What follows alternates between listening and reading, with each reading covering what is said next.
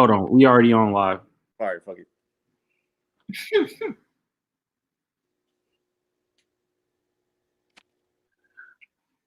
Welcome back, everybody, to another episode of the First Responders Podcast. I'm Cameron Hay at Cameron_Hay on Twitter. I have Drew Williams here with me at DopeIsDrew on Twitter and Taylor Ford at MyForte on Twitter. The usual suspects this week, no special guests. We had J5 on last weekend and for last week's episode, and I think it turned out really well. It was just good to have a change of pace, another voice on, another opinion.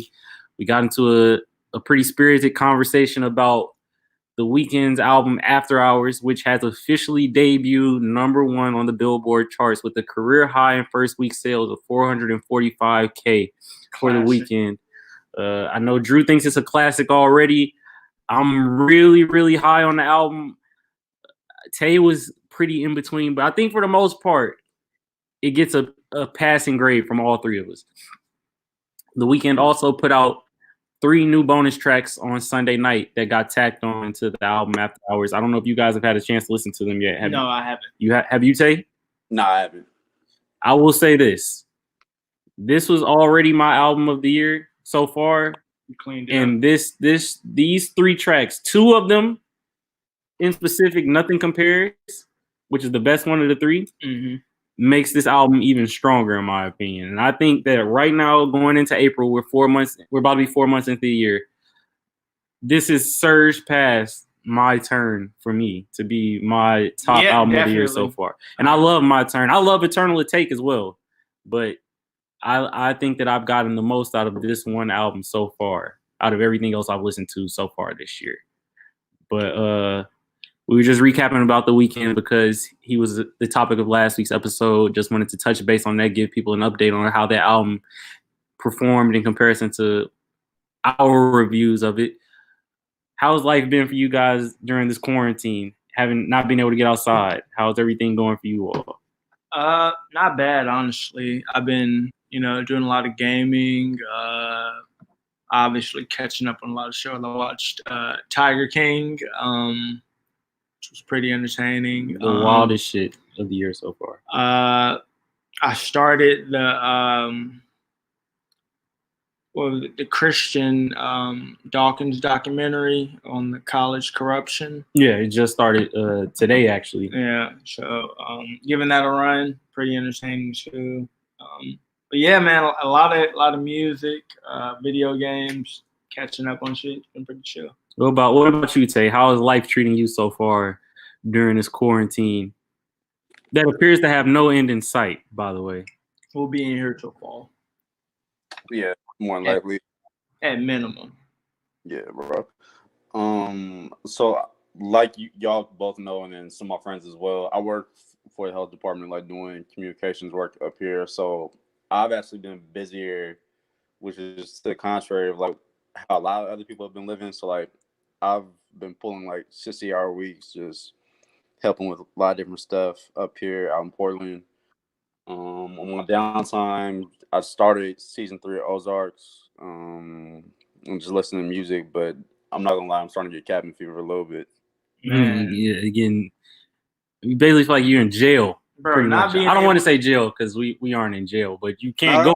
Bro, not being able to go to the movies, not being able to like go shopping, like for like, shit you like, can't get anywhere online or anything. Like, I don't know, man. Like only leaving the house to go to the grocery store is like pretty bad, man. Yeah. But we're keeping ourselves entertained. So what have you been listening to in this time? Like, has there been anything in particular that's besides After Hours that you've been spinning? Well, we're gonna get into it a little bit later, obviously. But the Jack Boys and Travis Scott EP project or whatever, I've been running that a lot. The Thundercat singles, I've been playing them. And then obviously we'll get into Party Next Door.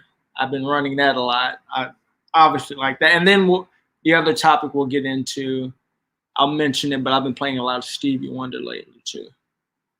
Yeah, getting into the GOAT. For me personally, I've been playing a lot of a lot of different types of music, to be honest with you. I've recently found myself 10 toes into the paint of Lil TJ Hive. I'm really, really high on Lil TJ. I think he's really talented.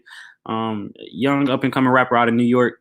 He has established a decent amount of buzz for himself. I wouldn't say that he's a star yet or anything like that, but he's building his name up, and I like him a lot. I specifically like the True to Myself project that he put out last year. I found myself listening to that a lot. I've been deep into trying to get into the Fabio Foreign wave as well. I'm really, really feeling that sound right now. Pop Smoke was it's like a continuation kind of the same sound that Pop Smoke was riding with before his tragic passing. So I'm deep into the Fabio Foreign hive. And pretty much besides that, you can find me listening to the usual suspects, well, the Drake leaks, everything that he's been playing. I mean, not playing, but Vital is the top of my list of like really highly played song by me recently. I'm looking forward to this Thursday night. He's putting out the Tootsie Slide. Oh, I'm about to make a TikTok, bro. He's definitely about to have TikTok in a stranglehold with this one. So that's really what I've been listening to the most. I haven't really gone back to listen to any old school music like you have, particularly with Stevie Wonder. But that does inspire me to maybe go back and play Intervisions or something along those lines in the coming days, especially because we're going to have a conversation about Stevie Wonder and Michael Jackson later on. But a major R&B album was released over the weekend. Damn, the fuck what I was listening to, nigga. Go ahead, tell us what you listen to. Nah, but I'm gonna mess with you, bro. I'm sorry, Tay, go ahead. Yeah, no, I've been listening to Brent Faiyaz's album. Just went back and ran that back, or EP rather. Damn, nigga choking over here. And then Corona. Now let me stop. Not laughing at all. Yeah, it's not at all. And then a lot of early 2000s and like late 90s rap musics. Lil Chris's Chicken and Beer album, and then yesterday for like most of the day I was listening to Ja Rule's Vita Vita Vinci album. I think he dropped in like 99. I wouldn't be able to. Yeah, I can't tell you off the top of my head, but so you've been deeper into your bag than either me or Drew have been. It sounds like as far as older cuts. Yeah, I mean, I just like. I remember we talked about it like this past weekend. Like, I just randomly just was thinking like, all right, let me go back and listen to some 2000s rap that ain't Stillmatic or a whole discography. Yeah, true. I have no reason to go back and listen to Stillmatic or Illmatic or any Nas album, to be honest with you. But that's neither here nor there. Like I said, I'm not the biggest Nas fan. I'm gonna be honest with you, bro. Like, it just doesn't do anything for me. But like we were getting into, one of the more anticipated albums of the year for the first quarter, I would say. I think that this will fall in that category. This past weekend, Party Next Door made his long-awaited return to, honestly, say music, like because we haven't gotten anything from him. We got a feature on. He was on More Summer Life. Walker. He was on Summer Walker's album. But for the most part, with his album, he's been away. Yeah, for the most part since 2017, he hasn't been around. 2016 was the last. Well, no, 2017 he dropped the 7 Days EP. I act like that didn't happen. And he dropped Colors 2 in 2017. That was very good. Which had Freaking You on it. Other than Battery, but anyway. And so he's been able to take this time off the last couple years, recharge, whatever he needs to do to find motivation, inspiration, get his mind right, to make a project and deliver it to the world. And that's where we get Party Mobile. Party Mobile had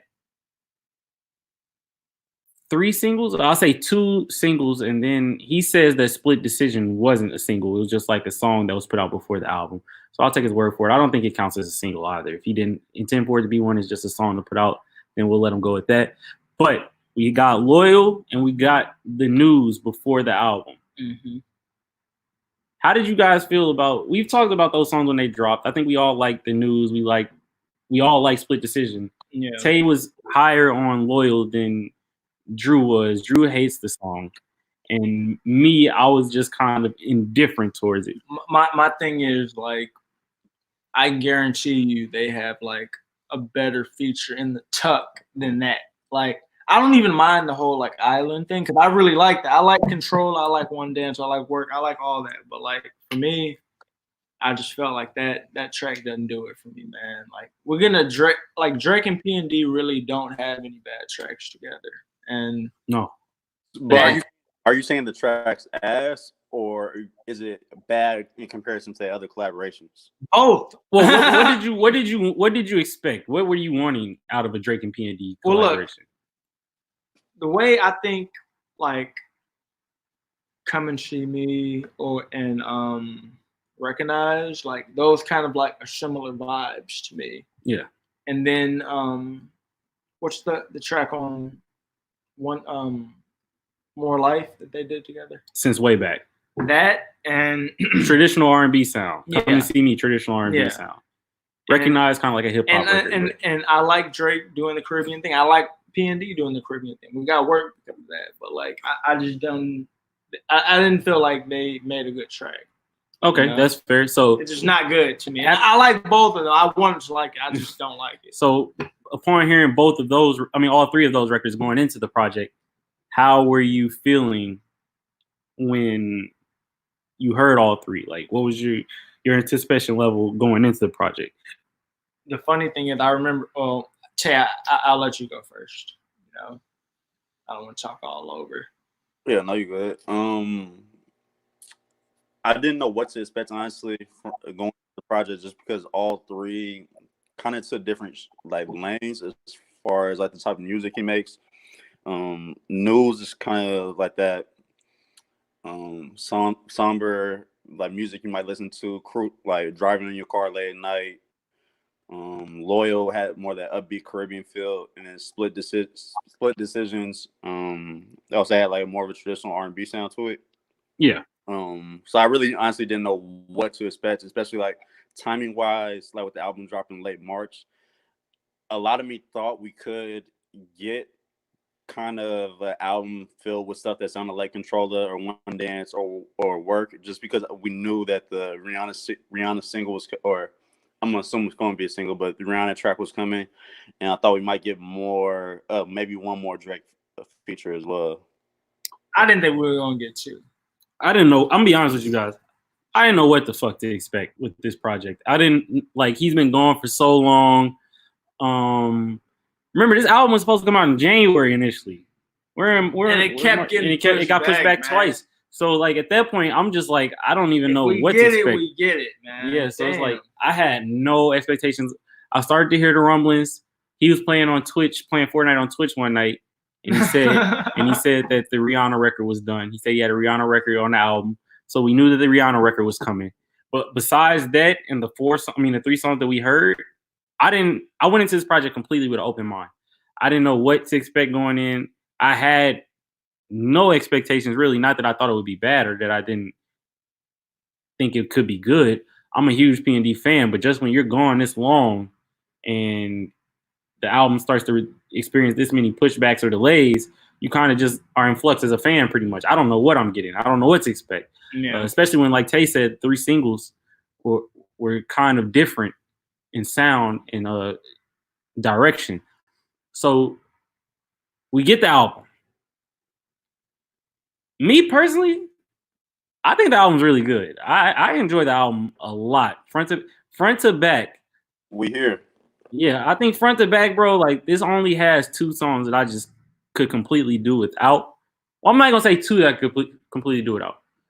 It has 1 song that I completely do without, and that's what is it? It's the song right before Savage Anthem. What song is that? Not Another Day. Never Again. That's right before PGT. Never Again. That's the only song I just do not care for at all on this project. Are you a huge fan of Nothing Less, the intro? love Nothing Less. The first 4 tracks of this album, I think he starts off really strong with Nothing Less. And then we get to Loyal. If you get Nothing Less, you get Turn Up, you get the new Split Decision. I'm all the way in. I'm like, yo, this is like kind of like the P&D 2 kind of vibes for the first 4 tracks, pretty much. The like dark melodic records that you said that just feels like I'm driving late at night. I'm coming home. These are like, this is something I could cut on. It's an easy listen. I rock with all 4 of those songs to start off the album. How do you guys feel about the first 4 tracks? I like them too. I definitely feel those vibes too, like the P&D. Like, I know we talk about it a lot off air about how like P&D, I've kind of accepted the fact that we're not gonna get like a P&D 2 type album, because I feel like he's too big of an artist now to do a cut like this that. Nigga sells nothing, but yeah, but like he's too big. Where like he's got to do a Caribbean joint for his Caribbean fans, and he's got to do like, you know, the upbeat, like. No, I agree. He's got to give, and we talk about it with Drake. You got to give something to every one of your fans. You know, when you do like a lot of different kinds of music, and he's earned the right to try to experiment and grow and do different sounds. Yeah, definitely. And I was very, very glad that he started off the album, even though I knew Loyal was coming up. Because, you know, even though you hear the singles, you know them on the album. You're gonna listen to the whole album in the complete and all that. Yeah. But when I got Loyal, I'm like, all right, well, let's get through it, and like, you know, hopefully we keep like a vibe like we have going. Yeah, Tay, how did you feel about the first 4 songs? I thought it was a flawless run. I didn't think anything was wrong with the 3 singles that dropped. So nothing. 5, and you think that's really good? Yeah, like honestly, other than Touch Me, bro, Touch Me is probably the only song I could do without. Like, I don't like that either. I like Touch Me. Like I know. I feel like from what I've gathered on the internet, and everything, I'm in the minority of people who like Touch Me. Like J5, I was talking to him about it. He said auto skip.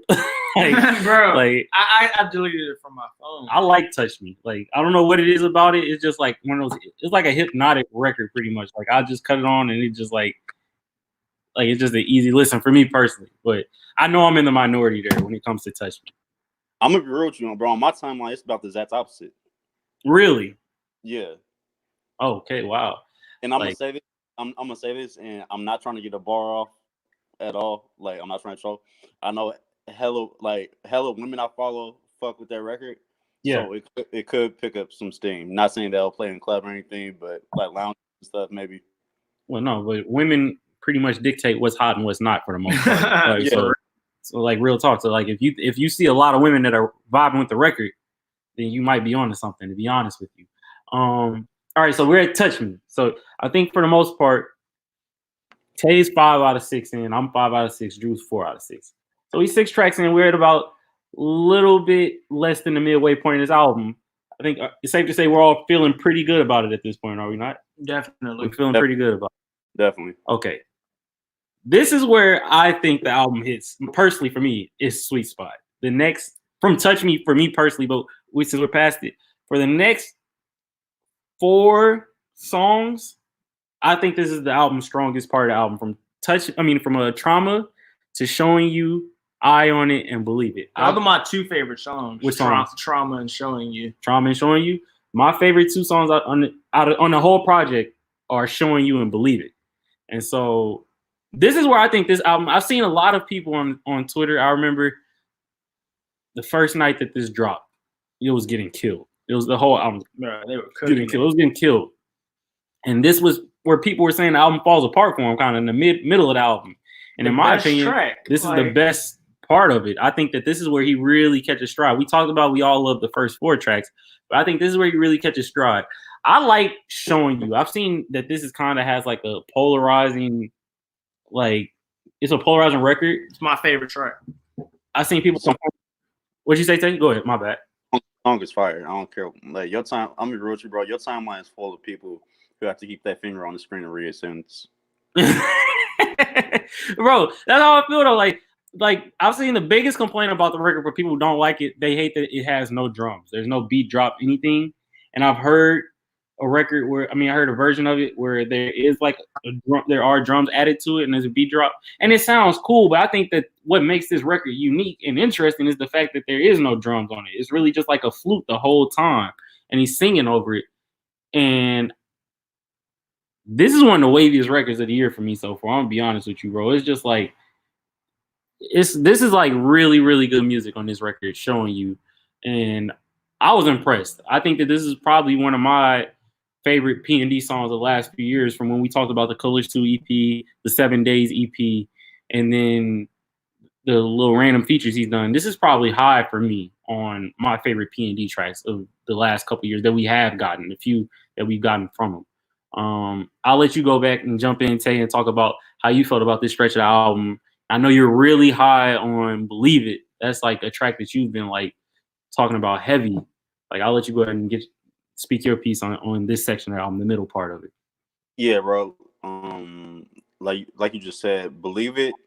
Like once we close out 2020 and we do our end of the year like album song list, I think, and I have a good ear for this. I think now I'm gonna be hard pressed to find 10 songs that I'll probably like better throughout the year. Bro, we already 4 months in, so we're gonna have 8. It's only 8 months left. Like that sounds like a lot of time, but it isn't a lot. Like it's a lot of music to be released, but you look up and fucking 4 months pass and we get to the fourth quarter of the year. And so I'm with you on Believe It, bro. I immediately, the moment I heard Rihanna's vocals come in on the track, I felt like, yo, this is a hit. This is a hit. Like, I don't know if I don't think it will go number 1 on the Billboard charts, anything like that. But I think that this record has a chance to perform really well for him and for her. I think the fact that she's on the record, of course, that helps. But I think the fact that she's on this record is gonna boost it. I know people kind of wanted a verse from her and everything. I did. Drew wanted a verse from her, and that's understandable, especially from somebody. Go ahead, Tay. My bad. No, you're like she's been gone for so long. Honestly, I don't. We probably not gonna get the album until 2022, bro. You think she's gonna put? I don't think we're getting an album this year. Nigga, I don't know we getting an album again, bro. When is it like, bro? Like we're gonna get another album. There's gonna be one, bro, but it's like when we got a J Electronica and a Dr. Dre album in the last 5 years, and another Frank Ocean album. Eventually, she's gonna drop. Well, we knew Frank Ocean was gonna drop. In hindsight, when you think about the Frank Ocean break, it wasn't as long as people made it out. 4 years. That's not that long, especially for like R&B artists. No, but R&B artists usually take like definitely. They take long. So like in hindsight, that break wasn't as long as people made it out to be. Like, especially in between, like not in between. I think Watch the Throne came out before Channel Orange, but he was pretty busy doing features and stuff. He was on Beyonce's album, self-titled in between that time. Like he did some stuff to stay occupied. But yeah, I just don't know when another Rihanna album is coming. Like we're officially like 4 years out from Anti. That was 2016. It's 2020 now. So, and I just don't think she has any motivation. All we got from her on this record, like this doesn't necessarily make she like here exactly throw it at you like change, bro. You know, this don't necessarily make. She just gave us something. Like she knows people are starving, fiending for her, and like she gave us a bump. Like it's like a little, like cocaine, like you get a little bump of cocaine. And like this ain't a full line. It's just like you just get a bump of it, bro. Here, like she keeping you occupied. Like this is like so. Buy my lingerie if you exactly. want to support me. Like are y'all speaking from past experiences right now? No, I'm just giving an analogy, but yeah, I just don't think that if she like this doesn't make me excited to hear more music from her, any more excited than I already am, any more anxious. It just doesn't show anything is coming on the horizon. But just to get back on track and everything, back to the album. So where I Believe It, we're 10 songs in. I think for the most part, we're in a pretty good spot at this point. Like we're 10 tracks in. I'm 10 tracks in at this point. I haven't heard anything I outright don't like. I'm be honest with you. Like I said, Loyal is just whatever to me. Like I don't really care for it, but it's not terrible. But everything else, I'm vibing with. I'm all the way in. I'm like, yo, this album is really good. So we get to the last last 5 songs of album 4 because I don't really want to count the Loyal remix. So we're gonna last 4 tracks. Like I've already said, I don't really care for Never Again. How do you guys feel about Never Again? Never Again, I was not a fan of it. It sounds like some Phil Collins. Yeah, I can feel it coming in the air tonight. Like bullshit, bro. Like not a fan of it. Low key.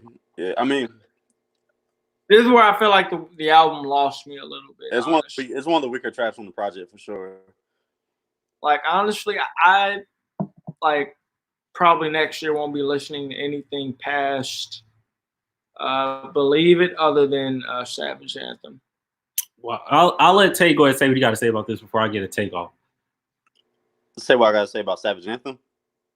The last 4 tracks, Savage Anthem. I said after Believe It, I don't think anything other than Savage Anthem is probably going to be kept by me. I may run it back like maybe here and there, but it's not going to get like. I want to preface this that Drew has been drinking a beer. So for anybody, so Another Day is fire, but I'm gonna let Tay go ahead and say what you got to say before I get off my take. And people might think I'm drinking, and I have drunk a beer, so I'll let Tay say.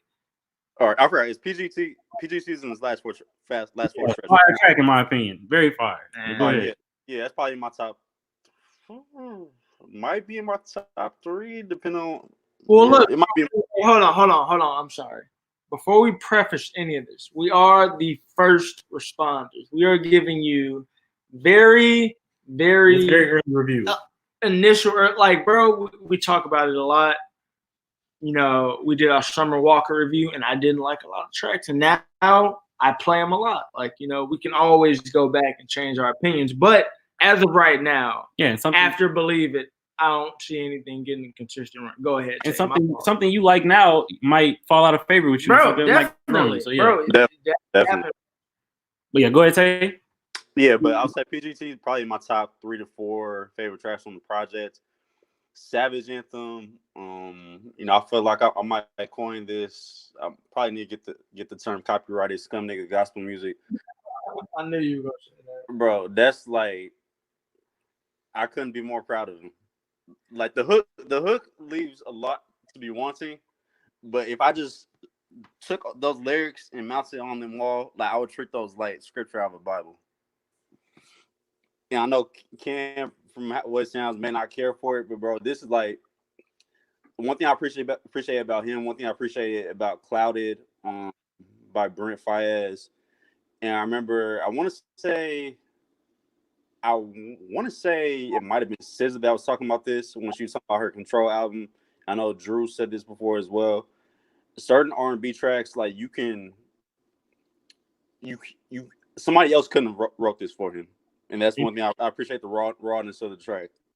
100%. This is as authentic an R&B record as you can get.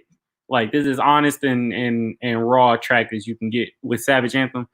All right, so I want to say, I completely understand the appeal for the record. I get it. Like, everything Tay just said makes 100% sense. Makes perfect sense. I understand why people have been drawn into it. For me personally, I like the record, but it's not one of my favorites. I don't know what it is about the song, like, that just has not grabbed me the same way as grabbed everybody else for the most part. Like, because I think it's good. It's just something about it. Like, out of these last 4 tracks, Another Day and PGT are my 2 out of the last 4. I think that Savage Anthem is good, and like I said, I just don't care for Never Again. But like, I just really wish I loved this record as much as everybody else does. Like, I feel like from what I've gathered from this from how everybody else feels about the project, this has like been by far the runaway everybody's favorite track. Everybody, like, the consensus best record on the album, in my opinion, from like the general public, from everything I've seen, like through the first week or so. Yeah, so I just wish I loved the record as much as everybody else does. For some reason, something is missing for me. Like, when I listen to it, it just doesn't click for me yet. But like Drew was just saying, in a week or so, a month, 2 months, whatever, that could change. Like, so that's why I'm not gonna. I mean, bro, I can't blame you for not liking the record that much. Only, I'm saying this after saying it's one of my favorite tracks on the album.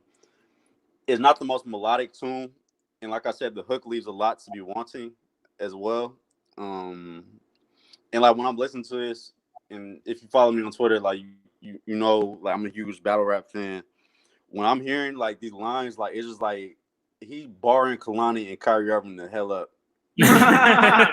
Yeah, he got smoke. He got smoke for them for like, sure on here. Very, very flagrant. Like flagrant 2 foul. Yeah, he has smoke for them Like on you know, this. like you know when you hear a fire rap line, you just make that grunt, like your face gets right, and you just make that grunt face, like that's No. the whole first verse, bro. I'm cooking That's you. a fact. That's a fact. And so Turnaround jumper, everything falling. like he was getting flagrant on here for sure. So we reached the end of the album. We're at the end of the album. Tay, how do you feel about it as a whole as a body of work? Did it live up to, I don't want to say the hype because I don't want to say it was hyped up. For a 3.5 year break or however long it was that he took from releasing a full body EP, did this suffice for you? Was it good enough? Did it fill you up?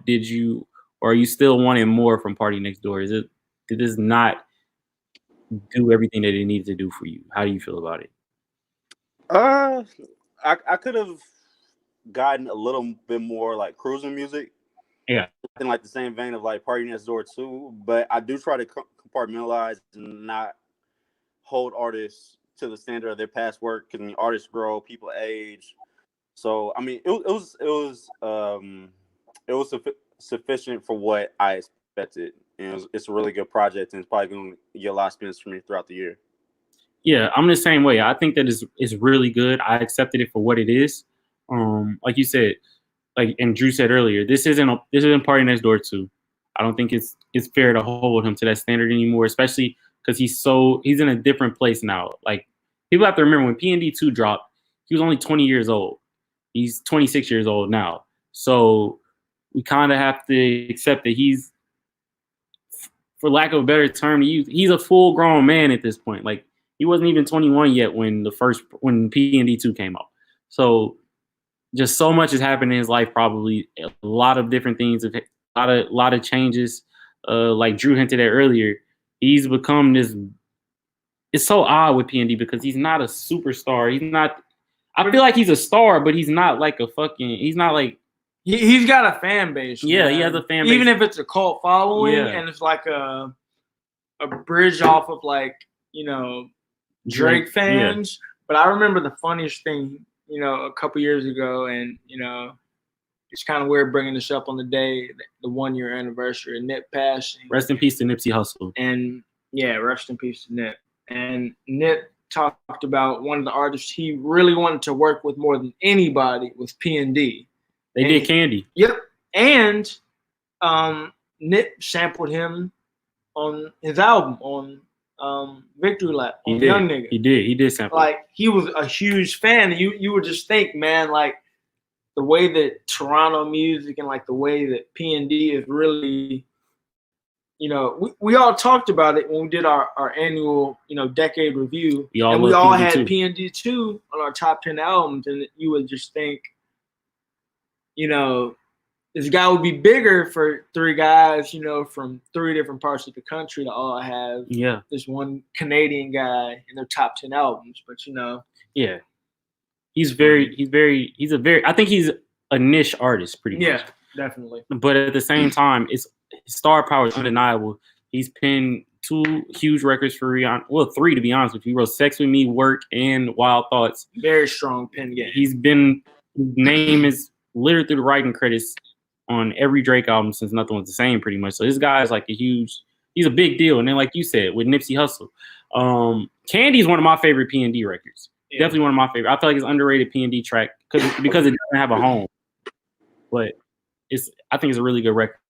But like I said, for this album, I really enjoyed it. Like I said, I like probably 12 out of the 15 tracks, 13 or out of the 15 tracks a lot so far. I've listened to it probably 5 or 6 times in totality since it's dropped. So I'm satisfied. I know I can't get P&D 2 from him at this point. And maybe one day he does top that. Maybe one day he doesn't. We don't know. He's a young man, bro. Exactly. He's young. So, I'm halfway joking, but halfway serious when I say this.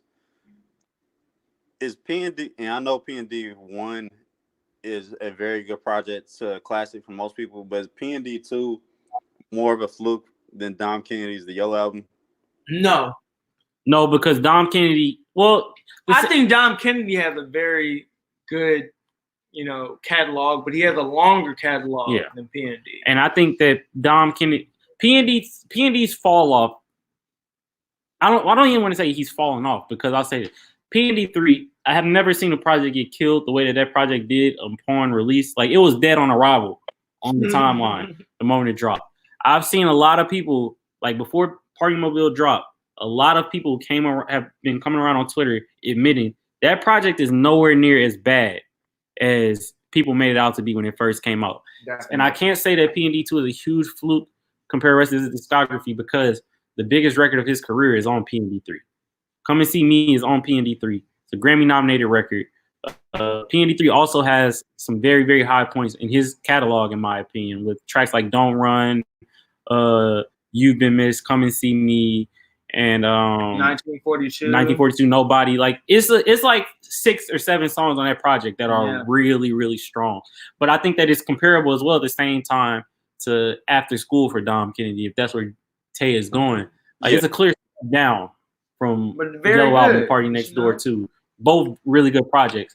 I think that Party Mobile, though, where I cannot get all the way on board with that comparison, Tay, Dom Kennedy, in my opinion, hasn't bounced back the way P&D kind of did with Party Mobile. By Dom Kennedy, as years have passed, I've retroactively gone back and I realized that project is nowhere near as bad as it got killed for. Like, that was another project. Like, when I say P&D 3 was dead upon arrival, By Dom Kennedy was, if it was close. Bro, it was that's another one that was like, it was not that bad. It was not as bad as it got made out to be. I think that it's not as bad as it got made out to be, but he did himself no favors with projects like By Dom Kennedy and just a lot of features and other shit that he's done in the time being. And I can give P&D the pass for this. We all agree 7 days is not good. We do not like 7 days. But never happened. He was chasing a sound. Like, he was trying to broaden his sound palette and his landscape, in my opinion, with that project, trying to become more of or position himself as a legitimate pop artist. Yeah. Like, who can make these big records, and it just didn't work. He had Halsey on there, who's a huge pop artist right now and everything. It just didn't work for him. Dom Kennedy, more or less, he's sticking to the same type of script that he's stuck to for his whole career. The music has just gotten worse. So that's kind of why I can't get all the way on board with that one, Tay. But I see where you're going with it. For sure. But, P&D got the pen game, bro. And, I don't know if it's a good transition while we're talking about how good P&D's pen game is, writing these R&B hits, to talk about what's been going on while we've been quarantined. These, producer battles. Yeah, this P&D album was not the most eventful thing that happened this weekend. Yeah. I want to make that as big as, like we said, this is an anticipated project, very anticipated. This got swallowed up over the weekend, in my opinion. I feel like it's safe to say by 2 battles that happened that were huge deals over the weekend. So let's go back to last Wednesday.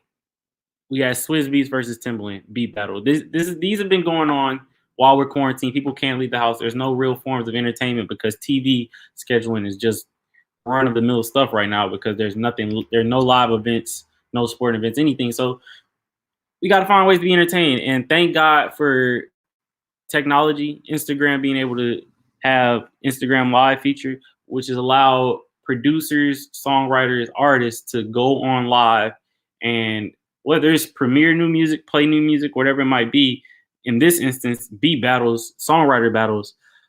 We got Swizz versus Timbaland last Wednesday, which led to people clamoring and calling for what I feel like it's safe to say probably the 2 biggest producers of their generation. I feel like Metro Boomin is a little bit after both of these guys.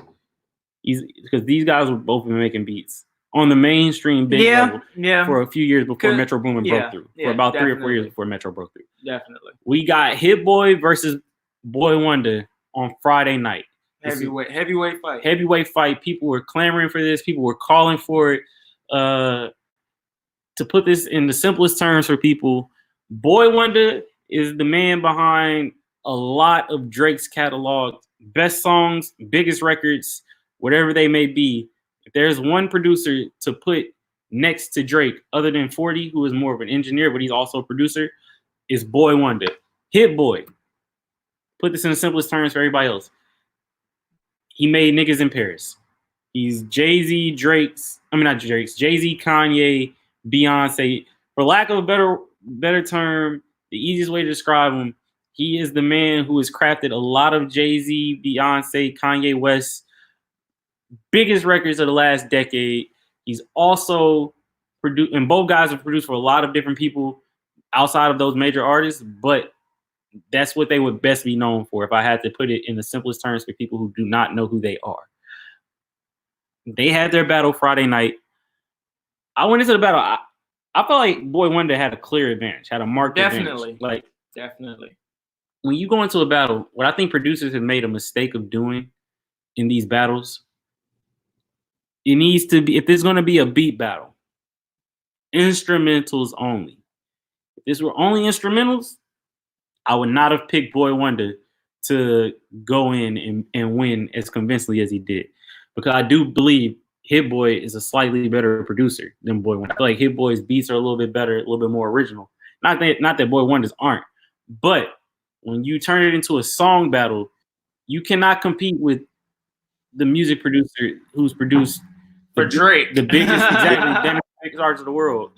And to be honest, Cam, you bring up that point. I feel like that almost should have gone without saying, throughout that whole process, just because, I mean, as a producer, I can make a beat, but as soon as I give that beat to an artist, there's so much stuff that happens to that track afterwards. But at the same time, you know, we're going to talk about the songwriter battle later. Can they go, all right, no beats, we're only going to do the acapella version, and the part that you pinned on it, like, I feel like we're picking hairs at that point. No, I think in a producer battle, in a beat battle with producers, it's different with songwriters. In a producer battle, you need to only be playing beats. I feel like you only need to be playing for exactly what Tay said. A lot of shit a great artist can turn a marginal beat into a hit record. Yeah. A great artist can. Like, you can turn the most generic of beats. It could be so simple, but the right artist get their hands on it and it can turn into a hit record that people sing for the next 30, 40 years, bro. And so that's why I think Tay is getting it. I think he makes it. That's why I hit boss. You can have all of these amazing tracks, amazing records, everything, but the reaction from people online, for the people who are watching it live in the IG live stream, is hard when you produce a hard beat and it goes to somebody like T Grizzly and you play that record and the beat is amazing. The song sounds good. Yeah. And then you're competing against this guy who plays fucking Live from the Gutter, a Drake and fucking Future record off of What a Time to Be Alive. Yeah. You just can't compete at that point. You're going to lose. You're also going to lose if we're playing strictly beats. I mean, if we're playing songs and you play a track from Rihanna that you made, you play a track that you wrote for Rihanna, and then this guy plays Work, you're gonna lose. It's hard. You just can't compete with, like, it's just gonna be hard. You're facing an uphill battle. And so I think that's where Hit Boy made the mistake. And you can see he got flustered. He started complaining like, I didn't know I was battling Drake. I didn't know this was a Drake concert. I didn't have anybody that could just give one person. Bro, but look, in Hit Boy's defense, I mean, Hit Boy, you got Beyonce, you got Ho. You had a Drake record. You got Kanye, you got a Drake record. You got trophies. Like, you got Kendrick tracks, bro. Travis Scott, he has Sicko Mode. Like, bro, you got Click. You got, all this shit, bro. Like, and that's why I think Hit Boy made the mistake. Hit Boy should have left it to beats, because we've all worked with the same people. We both worked with all of the same artists. Yeah. I've just been fortunate enough with my relationship to produce, probably, if I had to like throw a random number, 50 Drake records. Like, compared to you only having one or two. Yeah. Well, where we both only have probably a handful of Kanye West, Jay-Z, Beyonce, Rihanna records, Travis Scott records. We've all worked with them, but we aren't an in-house producer for them. Yeah. I happen to be an in-house producer for the biggest artist in hip-hop and R&B right now. Right. Like, so I think Hit Boy, that's where his downfall in this battle came. But how do you guys feel? How do you guys feel about the battle watching it? How did you feel about it for a moment in hip hop, having hip hop be able to control the landscape of entertainment? To be honest with you, for a Friday night, and it wasn't a live concert, but it was basically in a way that was, but it turned into a competition between two of the biggest producers of not only the last probably 15 years, but probably safe to say two of the biggest producers ever at this point. How do you guys feel about these beat battles so far? And is there anybody else that you want to see going forward? Go ahead, Jay. I remember Rosie, bro. It didn't do like it was nice just having a different form of entertainment to keep me occupied other than Netflix, streaming stuff on Apple Music and so forth. It didn't do too much for me. Like, I mean, it was a cool thing for the day. It's not something I'm probably gonna like reflect back on months from now or years from now. As far as your second question, some different producers that I want to see up in this is probably like Metro Boomin, obviously, Mustard, London on the Track. What do you want to see out of those, each other out of that group? I would have to say Mustard and Metro probably had to go head up. Metro smokes Mustard. But Metro's smoking anybody, I think, who got hot after 2010. Boy Wonder didn't get hot after 2010. He was best I ever had. I think he did the beat for that in 2009. Yeah, but 2010 basically. But he okay, then I'll say 2013. Yeah, okay. Yeah, I agree with that. Metro probably is getting. I think Metro beats Mustard, but I don't know if he smokes him. I think he beats him. I think he beats him by a comfortable margin too. I think he pulls away at the end because he smokes him. No, I don't think he smokes. No, smoking somebody. Boy Wonder smoked Hit Boy. Okay. That's a non-contest from the beginning. All right. Wait. Before we turned off, what would Hit Boy do with Mustard then? Is Hit Boy gonna beat Hit Boy beats Mustard probably. Okay, so like we have a clear pecking order here. Mustard is at the bottom of all. I don't think Mustard's at the bottom of what we're talking about right now. Hit Boy, Boy Wonder, Metro, like that big. Right now the big guys like. But I think that Hit Boy and Metro and Mustard. I think that. Bro, I'm not saying they're not. I'm not saying they're not. This is where Mustard got platinum records, bro. Yeah, y'all got Mustard fucked up, man. No, bro, I'm with you, Tate. This nigga is crazy. No, bro, Mustard is very, very, bro. He's got some of the biggest records ever out of the West Coast, bro. And like R&B rap, he does a lot of shit, bro. But the three we've been talking about are clearly gonna beat him. But the thing that's gonna fuck him up is because a lot of Mustard's best beats came between 2012 and 2014 when he hadn't fully made the crossover transition to be able to get bigger name artists. He was making a lot of strip club records for guys like I Am So. That's YG, all. No, definitely. But that goes back to what we were talking about. If we're going to do strictly production, well, I think Mustard would get penalized in the court of public opinion because he has a lot of his beats, like Tay said, are regional sound. Definitely, I think that doesn't make somebody else better than him, in my opinion. I'm just going off from the standpoint. I'm looking at it like this. This is going to be judged by people from all across America and the world. We know people who might not respect West Coast music and the sound as a whole, pretty much, that just don't care for it, anything. So where we all recognize a track like Left Right is fucking a great beat, or something like fucking Who Do You Love, even though these are like West Coast specific beats pretty much. Yeah. We recognize the value in them and how great they are. And I think that these tracks can go heads up with a lot of tracks. He's going to lose in the court of public opinion when he plays those records against something that's a little bit more diverse, that's easily digestible for everybody else. And that's why I think that he would lose. It's not because I don't think he's clearly the worst. I don't think he had the hits that they do. I think that's false. And look, he needed me. Wait, hold on. Let me get into why in my reasoning to respond to the question we were initially talking about on what do we think about the beat battles and do we like them and who we would like to see. for me, I've enjoyed it because, like, obviously we're all locked in. We can't go anywhere, and it's a good form of entertainment. And to go into the initial beat battle we're talking about, it's kind of like made me do a lot of hypotheticals in my mind on who I would want. But there has to be a little bit of, structure in it, I think. And I like that, we're going to get into it later about Let's talk about Neo and Jonte Austin. Yeah, they did 21 songs. 21 tracks. I think that is a very, very good cap. We have an odd number, and we're going to have a definitive. Well, they actually did 20. They did 20? They did 20 each. Okay, well, I think they should do it. Dumb because you need to do an odd number. Yeah. The timeline, a lot of people claim, it's tied 10-10, but clearly Jonte won. We'll get into that after. But I think doing an odd number and limiting it to, 20 or so tracks, we're not going to be – most people aren't going to be, sitting around for an hour just listening to these guys, hours and hours. Actually, yeah, a lot of people are. Hours and hours and hours on end if you go for 4 or 5 hours. But 20 tracks, I think that's a good number. We keep it under like 2 hours. You do your biggest tracks, and I think that's a good way to like go. Well, I think if that happens, Mustard has a legitimate chance. He has "Needed Me" by Rihanna. He has "My Nigga" by YG. He has "Left Right" by YG. He has "Trip" by Elamai. He has "Booed Up" by my big. But I think Metro's are.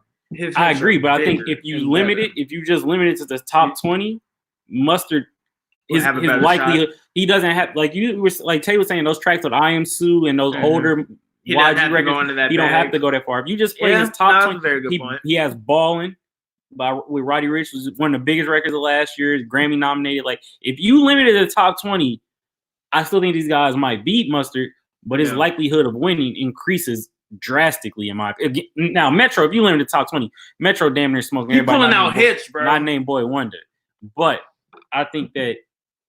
If you limit it to 21 or 25 songs, DJ Mustard's likelihood and chances of winning. He has did he make Paranoid? Yeah. My Tyler song? Yeah. Yo, like come on, bro. Like, yeah, I think we disrespecting DJ Mustard right now, bro. Like I think y'all are trying to putting disrespect.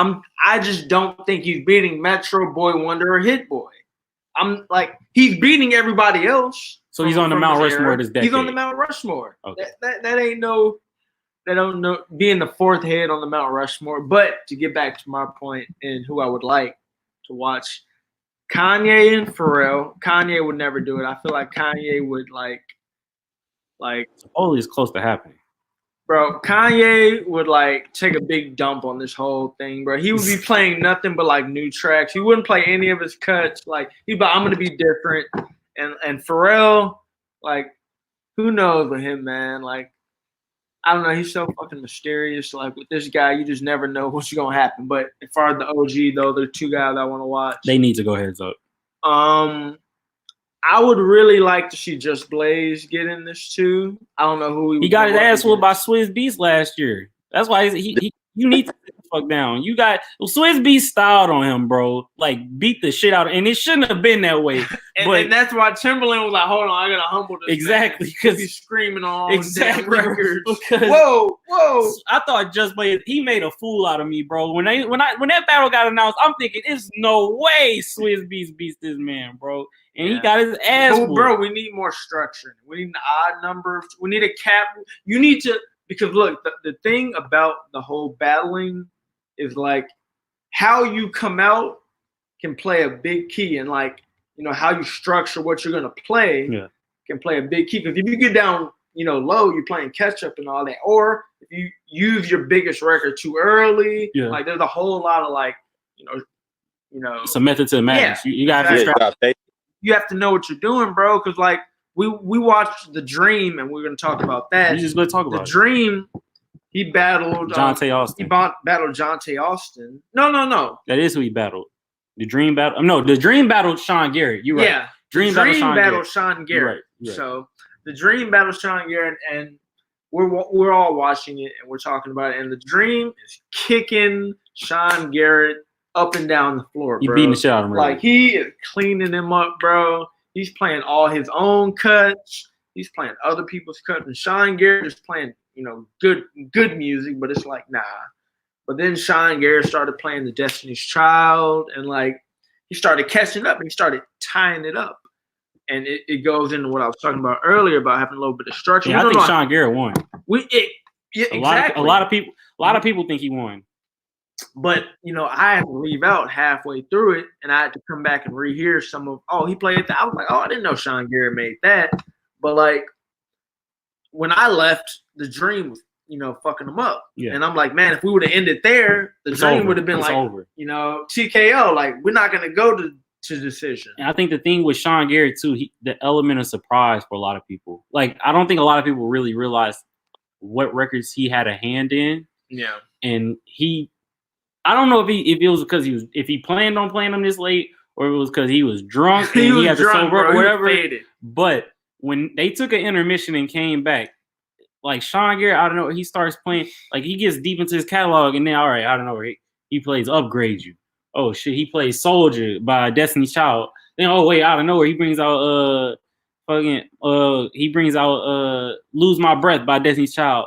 Then Break Up. Then Yeah by Usher. Then shit, he wrote "Blame It on the Alcohol." Like, bro, he started like the hits start rolling in, bro. Like they start coming in like out of nowhere, dog. Check Up on It, Beyonce. Yeah, Check Up on It. So it's Bossy, Khalees. like so he starts playing all of these records. Like exactly, bro. He started off so slow, and so and I think limited. I don't even want to say limited because I think with Jonte Austin versus Neo, a lot of people, like I said, element surprise happened with Sean Garrett. I think a lot of people, because you see the Dream, the Dream writes all of these records. Like, bro, he's a way more visible figure. You see him on damn near every Jay-Z album for like the last like 10 years or whatever, in some way, shape, or form. He's rocking it. He got a rock chain. He got a Rockefeller chain. He be rolling with Pusha T. Yeah, exactly. Like, Kanye, Beyonce, like he's on all of these people's records. Like he's on the Drake album. He played Shut It Down. Like so, you see him doing he's way more visible and recognizable. Whereas Sean Garrett is in the background. He's quiet, like. Well, not quiet, but like he's just not a star. He's done a few features, but he ain't no A-list singer. Exactly. He's more known for the pen. Exactly. He's nicknamed the pen, bro. Exactly. Whole name in the pen. The same thing happened with Neo and Jonte Austin, and where a lot of people went in assuming Neo was going to win, not realizing what all Jonte Austin had contributed. Bro, let me tell you, I did not think. Cam, you and I were talking about it earlier. We were like, who would be our Mount Rushmore of like R&B songwriters from like, the new millennium now. And we talked about obviously Neo got to be on it, The Dream got to be on it, Sean Garrett got to be on it, and we're thinking Brian Michael Cox. He's with Trey, CB, Usher, all the guys. Mariah Carey, a lot of different. Yep. But I don't know why it just never dawned on either of us that Brian Michael Cox co-wrote a lot with Jonte Austin. So like they share a lot of these big hits, and then Jonte got his own, and Brian Michael Cox got his own. But Jonte, man, when Jonte played the Aaliyah records, it got quiet. And then this is where Neo fucked up, bro. Neo's individual records are really good. The ones he played, they strong, great records that he played. You cannot compete when you battling somebody who doesn't have their own catalog. And I've just written for Legends, bro. It's gonna make Neo, unless you bringing out tracks like you have legendary tracks of your own, you're in trouble. And Jonte, like, bro, when he pulls out Mariah Carey like that, and then he's able to play Bryson Tiller Don't because it samples Mariah Carey like that. Like, no, it can't sample Shake It Off. Shake It Off. It samples Mariah Carey Shake It Off. Like that's a cheat code, bro. Like, but then Chris Brown, like he bro. Yeah, Poppin' by Chris Brown. Yeah, like Poppin' too. And then Trey Songz Need a Girl. Like you can just literally go on. And the thing about Jonte, not to cut you off, the catalog could have kept going. Like, capping it off with him really like hurt him even more than it hurt Neo. And Neo got a crazy, catalog of pen too. And the thing with Neo we knew he was sitting on. We knew he was sitting on Irreplaceable. Beyonce's most streamed song. Probably her most easily recognizable song, besides Single Ladies, probably. Those are top two. Yeah. Like, this nigga Jonte pulls out the song of the decade of the 2000s. by Billboard. Billboard crowned it this. This is one of the biggest R&B records ever in the history of human existence. He's able to pull out Mariah Carey, "We Belong Together," and just kills him. There's nothing you can do to top that. Like, so I think the cool thing about these battles, especially with guys like Jonte Austin coming into the fold, even Sean Garrett, for a lot of people, a lot of young people who didn't realize the scope of what he's contributed to The R&B and hip hop, zeitgeist, the genre. Like, I think it gives a lot of guys like them a chance to truly be appreciated in a way that they haven't been able to be appreciated by the general public before this. Jonte Austin, before Sunday, I'm pretty sure I would feel comfortable saying 70%, 65%, 70% of my timeline was not aware of the catalog and what he's contributed to R&B over the course of the last 3 decades, the 90s, 2000s, and 2010s, whatever. After Sunday night, I feel comfortable saying he was respected amongst his peers, respected amongst real R&B purists. A lot of people now are going to give him the respect that he truly deserves going forward in hip hop and R&B. Jonte Austin, he's actually calling for Jermaine Dupri versus Diddy to battle. 30 songs apiece. It needs to be 31 or 29. Like I said, you need an odd number. Jermaine Dupri versus Diddy is actually probably the heavyweight. Hold on. What is Diddy gonna play exactly? He's Mary's Joint, Jodeci. No, what I'm saying is this a songwriting battle? Is this a executive producing battle? Jermaine Dupri would be a producer's battle. Executive producing battle. You've had your hands. Well, Jermaine Dupri produces a lot of shit. Just play shit. I know Jermaine Dupri does. I'm saying, is Diddy on the board, or is this nigga in the background telling Nip? No, at a time there. No, Puff has made a couple beats, but like he's not gonna be able to like rock with, I'll just play my own records then, nigga. What you gonna play when I play? If I play tracks off No Way Out, I play All About the Benjamins. Like, I mean, Jermaine Dupri got records that could beat that. He got tracks exact, but Puff got hit records, dog. Like, don't JD got writing credits on damn near all the Confessions? Yeah, Confessions is basically about his life. It's basically like that's his life. But I mean, we talked about it. JD has had his hands in Emancipation of Mimi, Confessions, Bow Wow's discography, them Frank. He could pull out. I think they like me. Bro, like for like he got them franchises. He got the Brad. He got Crisscross. Yeah. He got early Usher. He wrote Nice and Slow. That's what it is. Nice and Slow, bro. Like he got credits on a lot. He could play Money Ain't a Thing with Jay-Z. Like he got Welcome to Atlanta remix. Like he got like JD has got a lot of records. I think Diddy would win if I can. It depends on what we're allowing. And he was the writer on Where to Party At by Jagged Edge. Oh yeah, so it depends on what are we allowing Puffy to play. If you had your hands on it, you can play it. That's what I feel. Okay. If you play fuck all that. if you had a part, bro. If you had a part in the records, come on. If you have a part in the records, you can play it. Like that's where it's gonna get tricky for. I'm not talking about if you had a part in the whole album, you can play that whole album. But if you played a part in that specific song, whether it's you engineered it, you produced it, you helped write it, you had any play in it, I think you should be able to play that. Drew, Diddy, my nigga, but him being in the room, you brought up Nip earlier. I'm just using him for example because you referenced the party sample.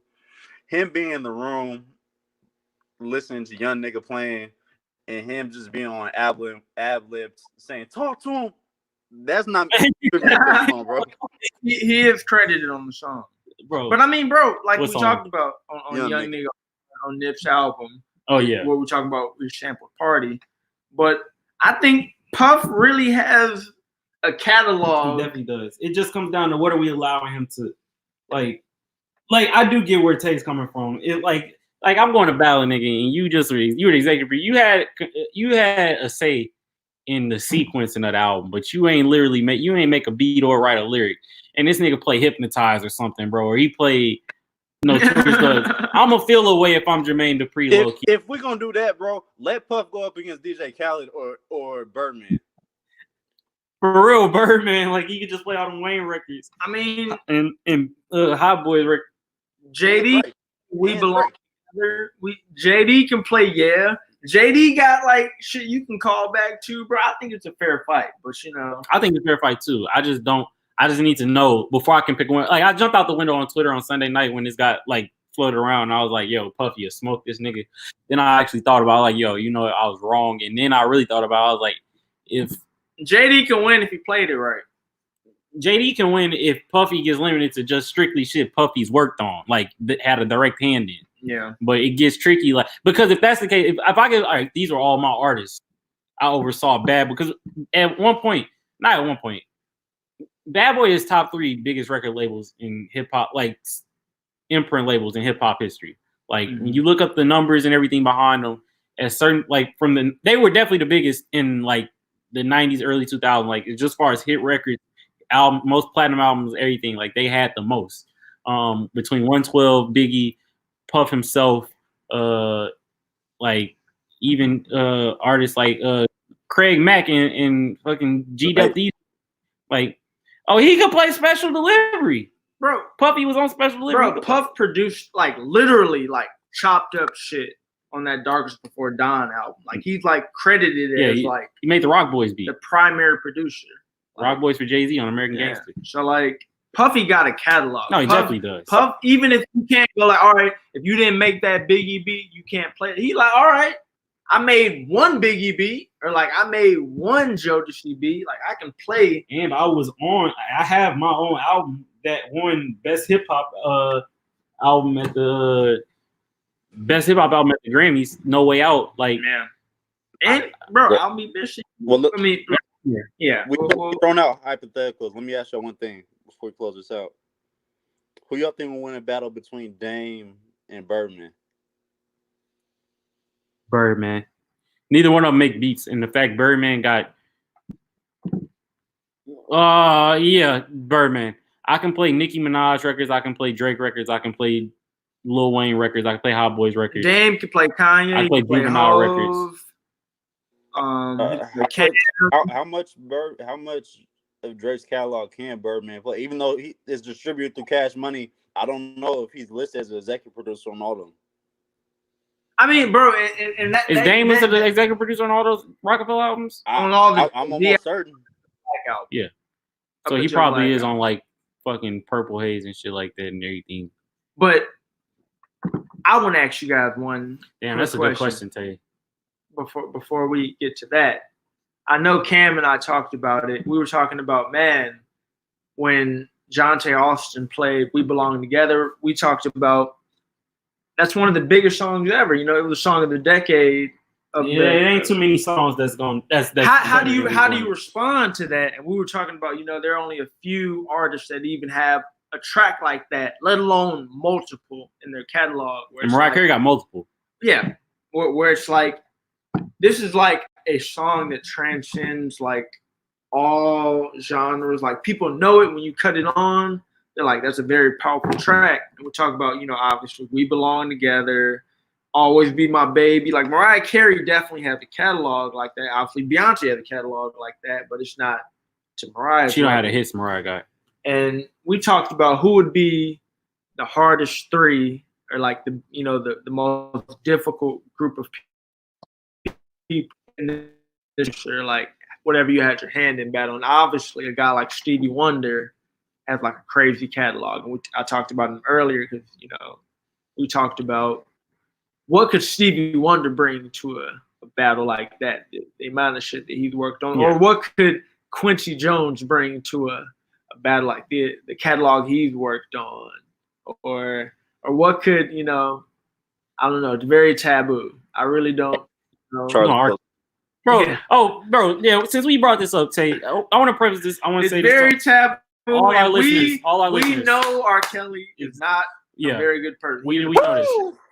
We leaving it strictly to music. Just strictly music conversation. Like, we are not championing R. Kelly. We do not support R. Kelly. We're just talking strictly music, and we're gonna be honest about this.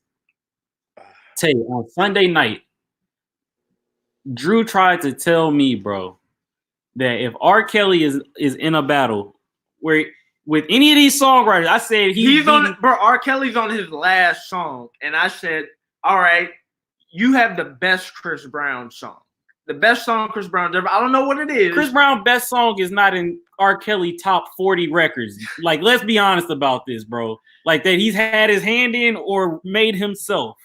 Chris, I will get if we put so the argument was his own catalog, not shit that he's no. I said he can. No. You said his own, but you know, but even his own catalog. No. Here. I'm gonna clear this all up. You saying Chris Brown's best, most impactful song versus R. Kelly's?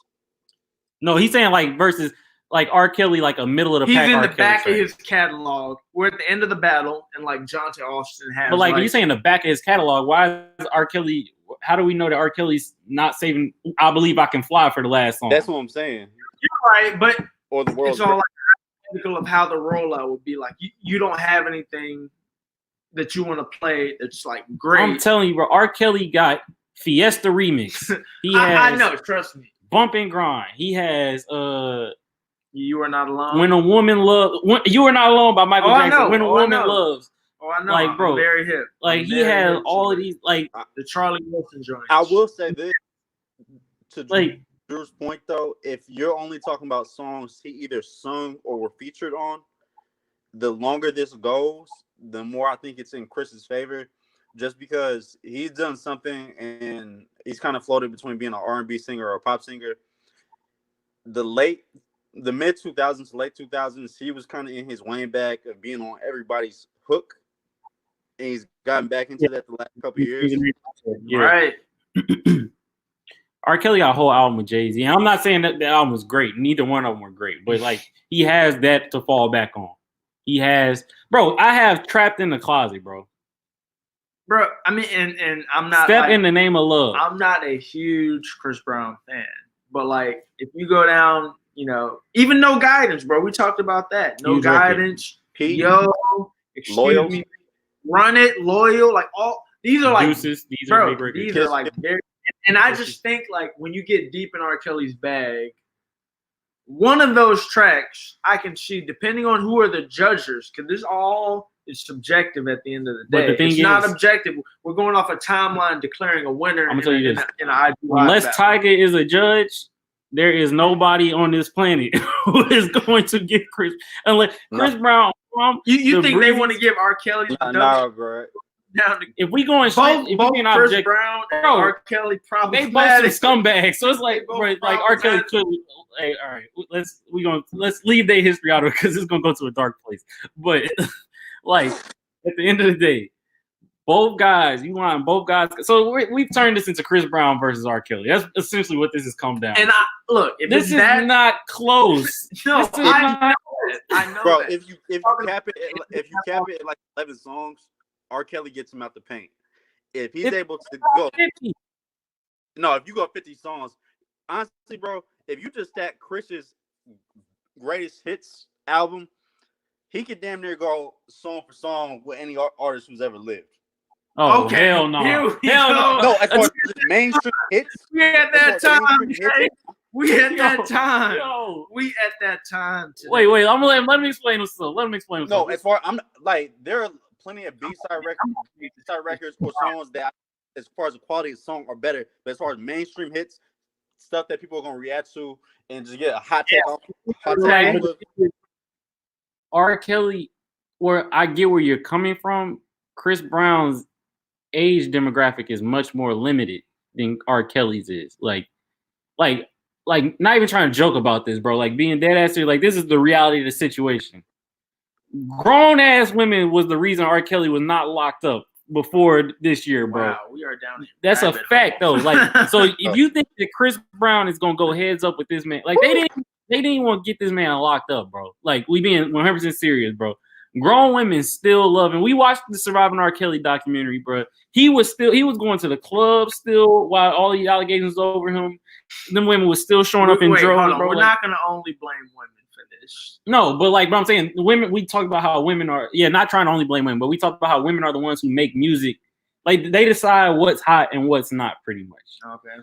Like, and we saw that like they were still outside of his trial, outside of court, holding signs for him, bro. Like R. Kelly, and there's a lot of men as well. Like you see it, you search R. Kelly name on Twitter, anything. There's plenty of tweets on there. I don't care what he did. I'm still gonna listen to me. I'm still gonna play the music. Like it's a large portion of people who feel this way, and a lot of those people are our age, 30s, 40s, 50s, 60s, even 70s, probably, bro. Chris Brown ain't playing no record that nobody in that age after probably 40 years old gonna give a fuck about. Like, if we being 100% honest. We all saying all three of us went to elementary school. I'm willing to bet money right now. All three of us had to sing "I Believe I Could Fly" at one point at some graduation ceremony. For sure. Like, so he had a song on Space Jam, bro.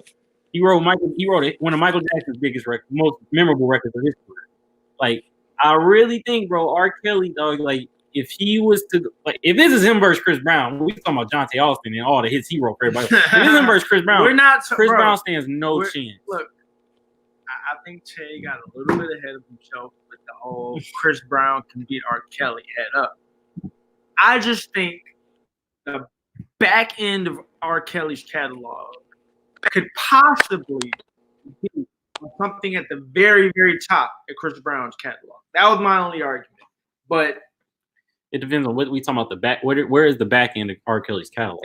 And like I said, it all goes back to my initial thing. We need structure. We need to know how many tracks we're going to do. Because if we're doing 20, it doesn't matter. The back end of your catalog is very, very strong. If we do top 50, it don't matter. I truly believe if we do top 50, it don't matter. You think R. Kelly got hits?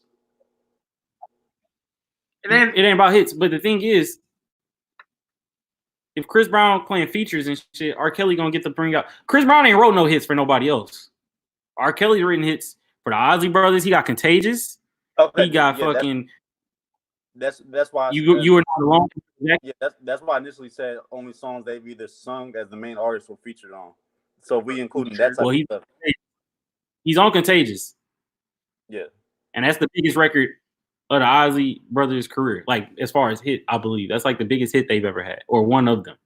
So, and Contagious was huge. Contagious was everywhere. Like that's what I'm saying, bro. R. Kelly, when a woman loves, when a woman's fed up, like Love Letter, like Stepping In. He got records, dog. Like these Chris Brown, these bubblegum pop, they sound good now until you put them up against some real strong R&B, and then you like, oh, yo, he getting smoked.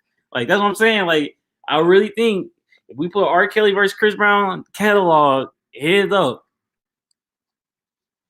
top 50 records, only that each of them worked on, the light's getting dim on Chris Brown because we know his best records can't go heads up with R. Kelly's best record. I think we all agree there.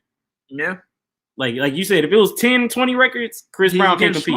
Getting smoked. So we already out. If we already going the top 20 and it's 15-5 or 16-4, whatever it might be, because it's gonna be ugly. It's gonna be lopsided.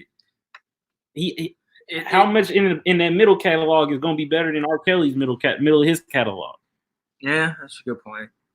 You got to make up the ground. You got to make up that ground. It's structure, you know. It all comes down to how many. But I mean, like to get back to the premise, it's been fun at the end of the day because we can have talks.